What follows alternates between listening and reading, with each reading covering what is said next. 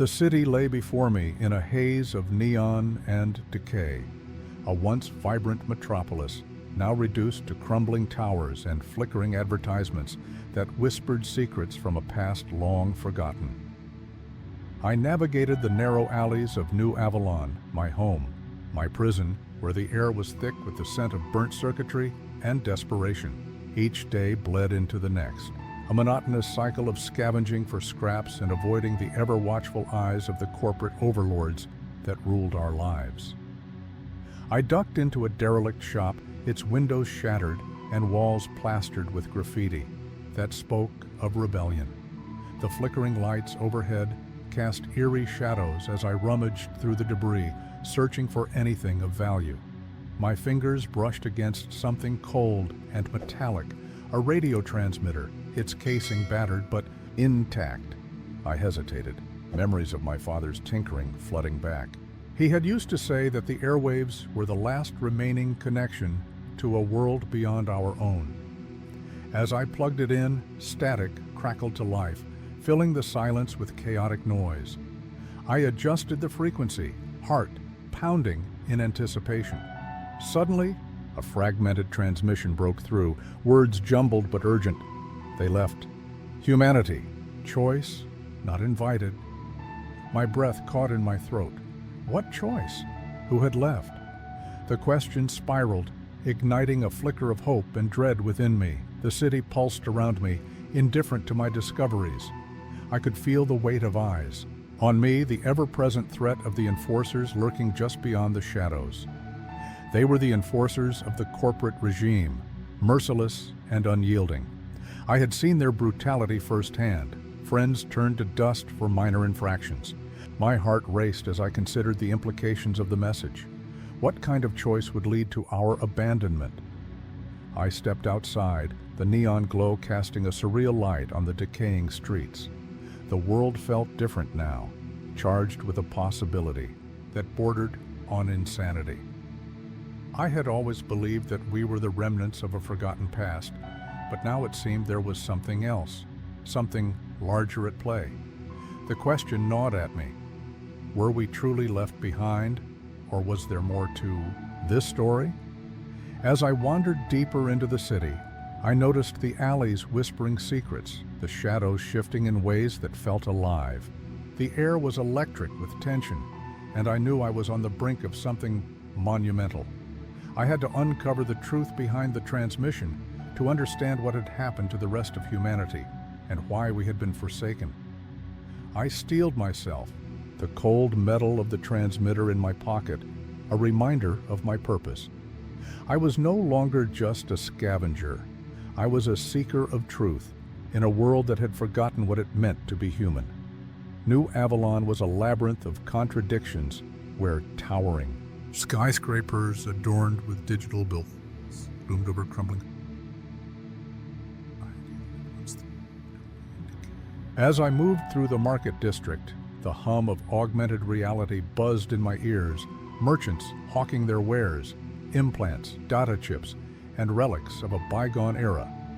Each interaction was a dance of desperation, a barter for survival in a world that had forgotten generosity.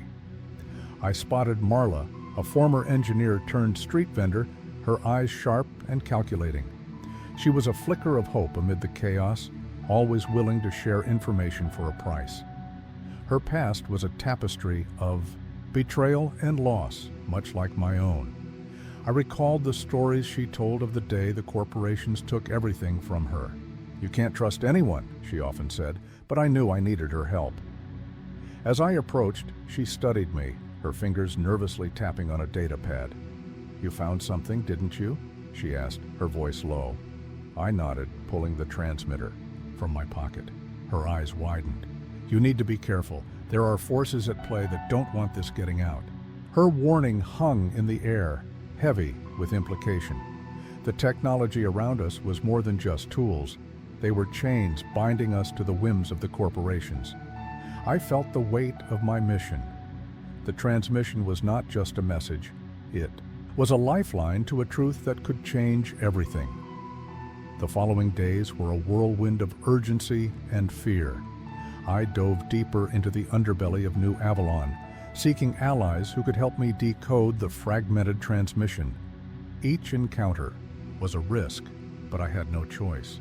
The enforcers were everywhere, their drones scanning the streets for any sign of dissent. I had become a ghost, slipping through shadows, driven by a singular goal: to uncover the truth behind humanity's choice to abandon Earth. Marla and I worked tirelessly, piecing together the transmission's meaning. Her contacts in the black. Market provided leads, but each new clue only deepened the mystery. We learned of a group called the Ascendants, those who had supposedly left Earth for a new world, leaving us to rot in the rubble of our past. But why? What made us unworthy of the Exodus? One evening, as we huddled in the dim light of her shop, a figure emerged from the darkness. It was Kale, a former enforcer turned whistleblower. His presence sent a chill through me. I had heard whispers of his defection. "They want to erase us," he said, voice trembling with urgency. "Anyone who questions their authority is marked for elimination." The tension escalated as we strategized. With Kale's insider knowledge, we devised a plan to infiltrate the corporate tower where the Ascendants had conducted their operations. I felt a mix of fear and exhilaration as we prepared. Each obstacle we faced seemed insurmountable, yet the thought of uncovering the truth propelled me forward. The night before our mission, I couldn't shake the feeling of impending doom. I had become acutely aware of the stakes. If we succeeded, we could reveal the truth to those still clinging to the remnants of hope. But failure meant certain death, not just for us, but for anyone who dared to challenge the status quo. As we approached the tower, the neon lights flickered ominously. The air felt charged, almost alive as we entered the building. My heart raced as I recalled the transmission. They left, not invited. What had we done to deserve this fate? As we moved through the labyrinthine halls, I felt the weight of history pressing down on us, a reminder that we were not just fighting for our survival. We were fighting for the very essence of humanity itself. As we delved deeper into our mission, new layers of complexity began to surface. The corporate world was not just a faceless enemy. It was a network of individuals, each with their own stories and motivations.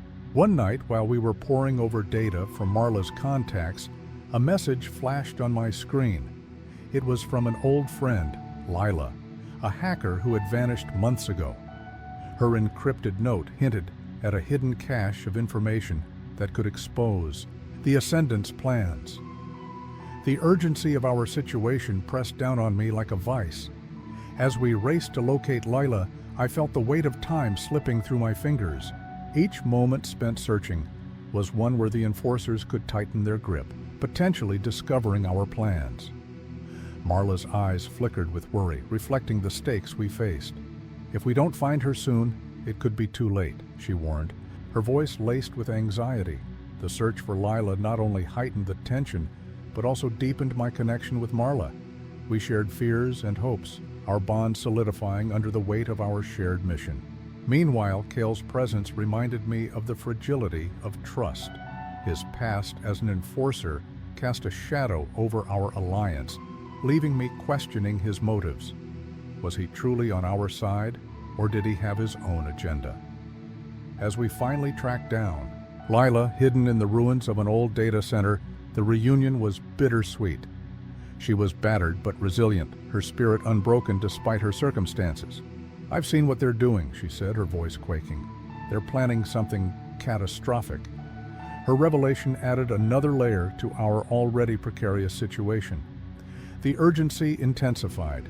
We had to act quickly to prevent a disaster that could affect everyone left in New Avalon.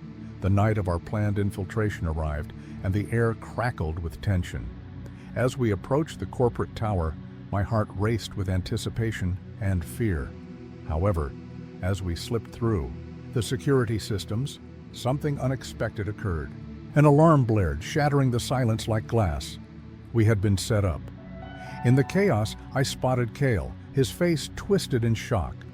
"It wasn't supposed to be like this," he shouted, hands raised in disbelief. My heart sank. Betrayal coursed through me. Just then, I caught a glimpse of a holographic projection flickering on the wall, a live feed showing a group of people, the Ascendants, overseeing our capture. They were well aware of our movements.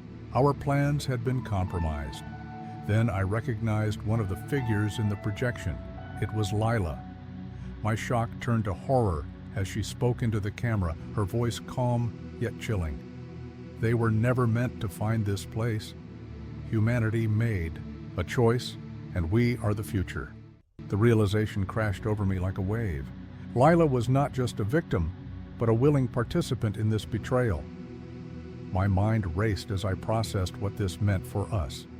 We weren't just fighting against the Ascendants, we were up against someone I had trusted implicitly. In a moment of clarity, I knew I had to make a choice. I couldn't allow myself to be captured. I turned to Marla and Kale. "We have to escape now." As we made our frantic exit, I felt the weight of despair settle in my chest. The mission had changed. We were no longer just seeking the truth, but fighting for our lives. The stakes had never been higher, and I had lost not only a friend, but a crucial ally in our fight against the corporations. The escape from the tower was a blur of adrenaline and confusion. We darted through the labyrinthine corridors, dodging security drones and enforcers who had been alerted to our presence. My heart pounded in my chest as I processed Lila's betrayal. The very person I had trusted to guide us had turned against us. And once we reached the safety of the alleys, the reality of our situation began to sink in. Marla was breathing heavily, her face pale. "What now?" she gasped, her eyes wide with fear. Kale, too, seemed shaken, his bravado stripped away. "We regroup," he said, though I sensed uncertainty in his voice. The fragile alliance we had built was now at risk, teetering on the edge of collapse. The streets of New Avalon felt more hostile than ever. Whispers of the Ascendants' plans spread like wildfire, sowing panic among the remaining citizens. I witnessed friends turn against each other, desperate to survive, while others sought refuge in the shadows.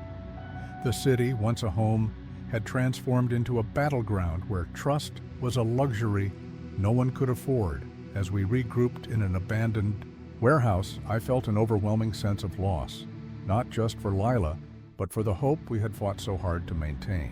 I knew the path ahead would be treacherous. The stakes had escalated, and we were running out of time. The Ascendants were preparing to execute their plans, and we had to act before it was too late. Determined, I looked at Marla and Kale. "We need to expose Lila and the Ascendants. We can't let them decide our fate." Their nods of agreement solidified my resolve.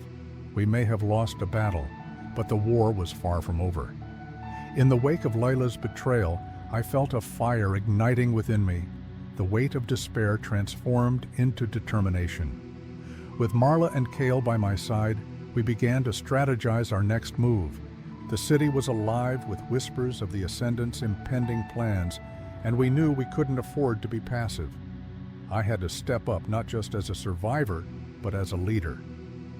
The first challenge was gathering information, utilizing the skills I had honed from years of scavenging and listening to the streets. I took the lead in developing a network of informants. Marla's connections with street vendors proved invaluable, while Kale's knowledge of security systems allowed us to tap into corporate feeds.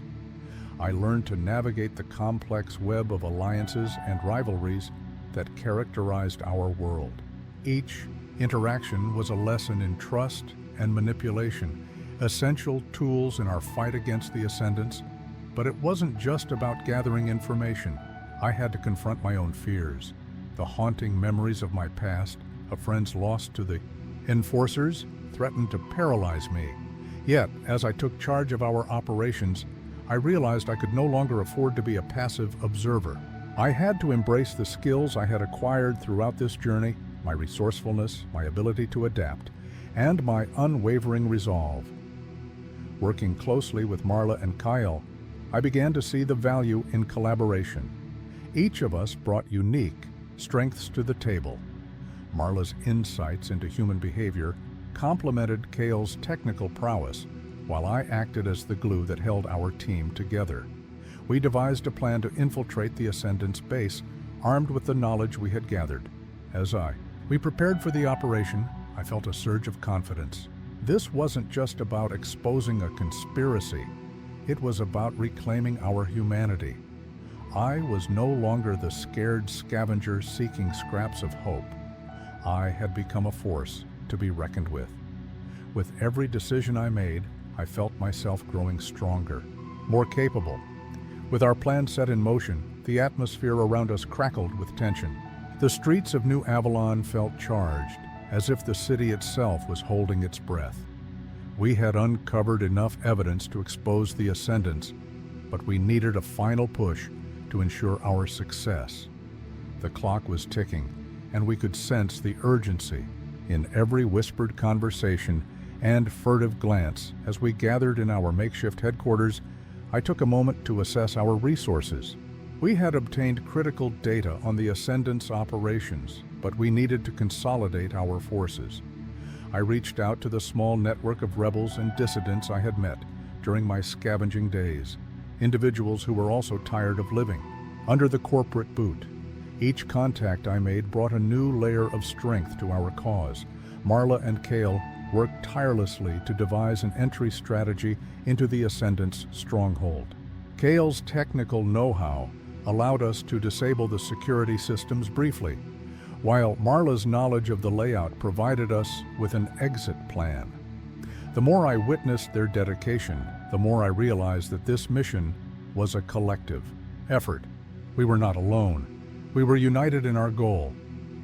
The night before the operation, I felt a mix of excitement and dread.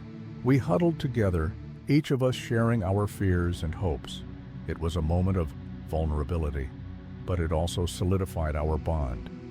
We were no longer just allies, we had become a family forged in the fires of adversity. As dawn broke, we gathered our gear, adrenaline coursing through our veins.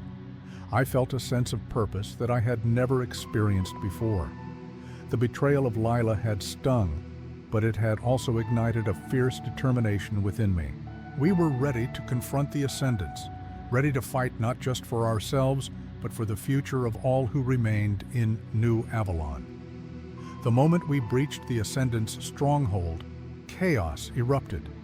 Alarms blared, red lights flashing ominously.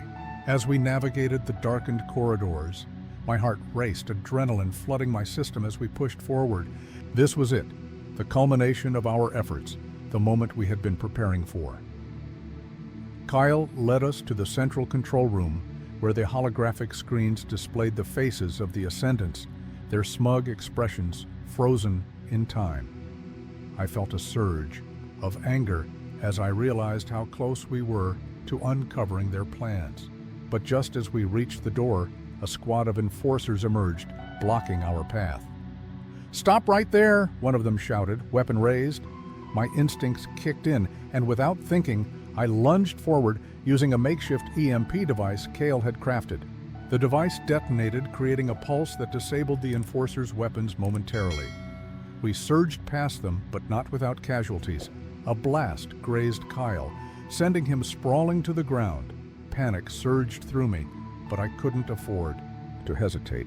I turned to Marla. "We have to keep going," I shouted, fighting the urge to check on Kale. We burst into the control room, chaos unfolding around us. The Ascendants were in disarray, scrambling to regain control as we confronted them. In the heat of the moment, I faced Lila, her betrayal still fresh in my mind. "You think you can decide our fate?" I challenged, my voice steady despite the chaos. "You abandoned us, and now you'll face the consequences." The tension was palpable as we fought for control of the narrative, the outcome hanging in the balance. Just when it seemed the Ascendants might regain the upper hand, Lila hesitated, uncertainty flickering in her eyes. In that moment, the tide began to turn. Our resolve, our determination, became a force stronger than any technology they possessed. We were fighting for our lives, for our future, and that was a power they could never understand. The final confrontation was not just a battle of fists, but a fight for the very soul of humanity. In the aftermath of the confrontation, the Ascendants crumbled, their plans exposed. Lila, once a trusted ally, faced the consequences of her choices, her future uncertain.